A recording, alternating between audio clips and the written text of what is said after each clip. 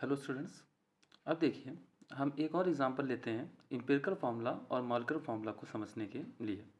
Suppose that आपका question है, ए compound contains hydrogen 4.07%, carbon 24.27% and chlorine 71.65%. Okay, its molar mass is 98.96 gram. What are its empirical formula and molecular formula? तो बेटा देखिए, यहाँ पर आपको हाइड्रोजन, कार्बन और क्लोरीन इन तीनों के ही मास को दिया जा रहा है, परसेंटेज को दिया जा रहा है। ओके, और मास जो दिया जा रहा है वो है मोलर मास 98.96 ग्राम। तो यहाँ पर अब आपको एम्पिरिकल फार्मूला भी निकालना है और मॉलिकुलर फार्मूला भी निकालना है। इससे पहले वाले क्वेश्चन में आपने सिर्फ एम्पिरिकल फार्मूला निकाला था और मैंने आपसे कहा था कि आप मॉलिकुलर फार्मूला तभी निकाल पाएंगे जब आपको मोलर मास दिया जाएगा। तो अब देखिए, यहाँ पर आप सबसे पहले एम्पिरिकल फार्मूला को निकालेंगे और उसके बाद फिर मॉलिकुलर फार्मूला को निकालेंगे। तो फिर से देखिए, हमने इस टेबल को बना लिया था। Elements, percentage, atomic mass, number of moles निकालेंगे, simple ratio and simple whole number ratio. तो देखिए, अब हम इसको किस तरह से सॉल्व करते हैं। सबसे पहले हमें मास को लिख लेना है।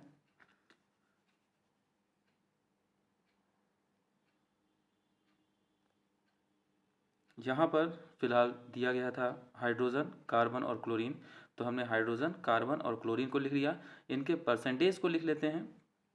परसेंटेज देखिए सीक्वेंस में दिया गया होगा, 4.07, कार्बन 24.27% एंड क्लोरीन 71.65%। अब देखिए, इनके मास को लिखना था आपको। तो हाइड्रोजन के मास हम जानते हैं कि 1 होता है, कार्बन का 12 होता है और क्लोरीन का 35.5 होता है। ओके बेटा, तो क्लोरीन आपको नहीं याद होगा तो इसको याद कर लीजिएगा। क्लोरीन का 35.5 होता है। बाकी पहले जो दो हैं इनके मास जनरली आप यूज़ करते आए हैं तो ये आपको याद होगा। तो अब देखिए, अब हमारा कैलकुलेशन पोर्शन शुरू होता है। अब नंबर ऑफ मोल्स निकालने के लिए मैंने क्या बोला था, परसेंटेज अपॉन एटॉमिक मास। तो परसेंटेज आप यहाँ पे लिखेंगे 4.07 अपॉन 1। जनरली ये कितना आएगा, ये 4.07 ही आपका आएगा। ऐसे ही कार्बन का आप करेंगे,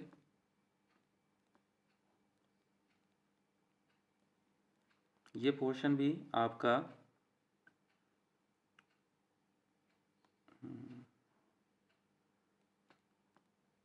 2.02 हो जाएगा।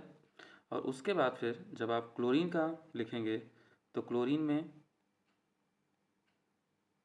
71.65 अपॉन 35.5 और इसका 2.02 ये आ जाएगा बेटा। तो इस तरह से अगर आप देखेंगे तो आपके कैलकुलेशंस में 4.07, 2.02 और 2.02, अभी ये होल नंबर में नहीं है तो इसलिए अब हम सबसे पहले इसका सिंपल रेशियो निकालते हैं। फिर से वही रूल मैं आपको बताना चाहूँगा कि जो सबसे छोटी डिजिट होगी, फिलहाल यहाँ पर जो वैल्यू है 2.02 है और 2.02 है, तो इसमें से कोई भी एक जो है वो हम वैल्यू को लेंगे और उन्हें हम तीनों ही वैल्यू से जो है वो डिवाइड कर देंगे। तो अगर आप ऐसा करते हैं तो आपको जो है वो जनरली क्या मिलेगा, तो आप देखेंगे कि 2.02 और 4.07 को अगर आप करेंगे तो यहाँ पर आपको 2 मिल जाएगा।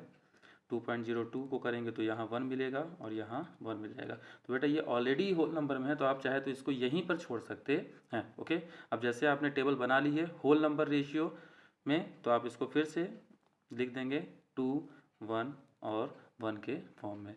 तो इस तरह से अगर आप देखेंगे तो आपके हाइड्रोजन कितने हैं, 2 हैं, कार्बन जो है वो 1 रेशियो में है और क्लोरीन 1 रेशियो में है। तो अगर आप इसको लिखेंगे तो जनरली हम फॉर्मूले में सबसे पहले कार्बन को लिखते हैं, तो इसलिए हमने कार्बन लिख दिया, फिर हाइड्रोजन और उसके बाद फिर Cl को। तो दैट मीन्स यहाँ पर अगर आपने जो एम्पिरिकल फॉर्मूला निकाला हुआ है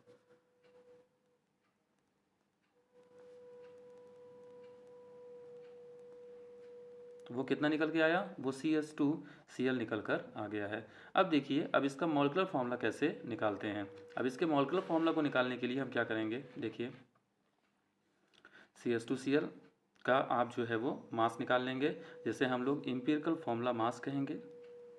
एम्पिरिकल फॉर्मूला मास।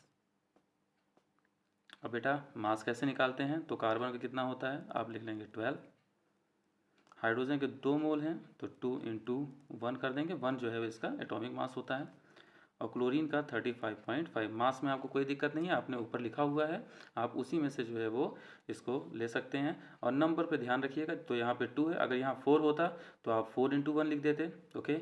अगर क्लोरीन 2 होता तो 2 इंटू 35.5 कर देते। तो इस तरह से एक जो सिंपल मॉलिक्यूलर मास निकालने का रूल है, वही इम्पिरिकल फॉर्मूला मास निकालने का भी रूल होता है, ओके बेटा। अब इसको जो है वो आपको सॉल्व कर देना है। जब आप इसको सॉल्व करेंगे तो आपका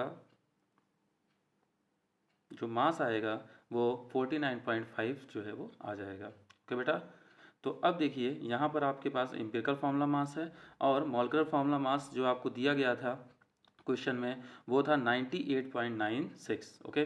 तो कल मैंने एक फॉर्मूला आपको बताया था कि molecular formula is equal to n into empirical formula, और जिसमें आपको ये कहा था कि n क्या होता है, तो आपने n इक्वल टू बताया था मॉलिक्यूलर मास अपॉन